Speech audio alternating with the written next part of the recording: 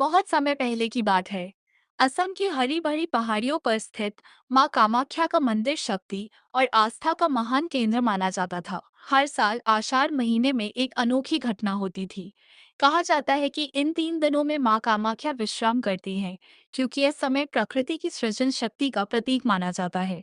इन दिनों मंदिर के कपाट बंद रहते हैं, न पूजा होती है और न ही दर्शन।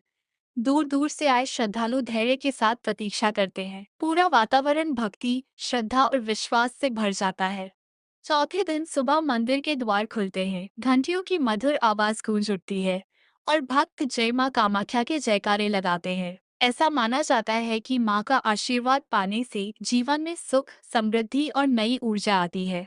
इसी समय एक छोटे से गांव में रहने वाला एक गरीब किसान रामू अपनी पत्नी और बेटी के साथ रहता था। उसकी फसल कई सालों से खराब हो रही थी। गांव के लोगों ने उसे सलाह दी कि वह अम्बुबाची मेले में मां कामाख्या के दर्शन करे और सच्चे मन से प्रार्थना करे। रामू ने लंबी यात्रा शुरू की। रास्ते में उसने कई जरूरतमंद लोगों की मदद की। किसी बूढ़े को पानी पिलाया, किसी भूखे बच्चे को अपना भोजन दिया और एक घायल यात्री को सहारा देकर मंजिल तक पहुंचाया। वह सोचता था कि इंसान की सेवा ही सबसे बड़ी पूजा है। जब वह मंदिर पहुंचा तब कपाट बंद थे।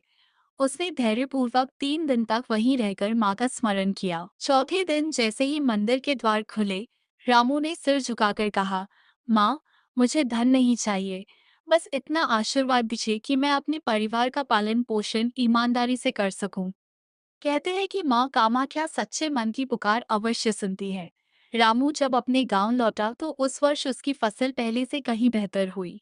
खेतों में हरियाली छा गई, परिवार में खुशियां लौट आई और उसने अपनी मेहनत और ईमानदारी से पूरे गांव का सम्मान हासिल किया। धीरे धीरे रामू ने समझ लिया कि माँ का सबसे बड़ा आशीर्वाद केवल धन नहीं, बल्कि मेहनत, विश्वास और अच्छे कर्म करने की प्रेरणा है। उसने अपने बच्चों को भी यही शिक्षा दी कि हमेशा दूसरों की मदद करो और सच्चे मन से ईश्वर का स्मरण करो। आज भी अंबुबाची मेला लाखों श्रद्धालुओं को यह संदेश देता है कि प्रकृति, नारी शक्ति और सृजन का सम्मान करना ही सच्ची भक्ति है।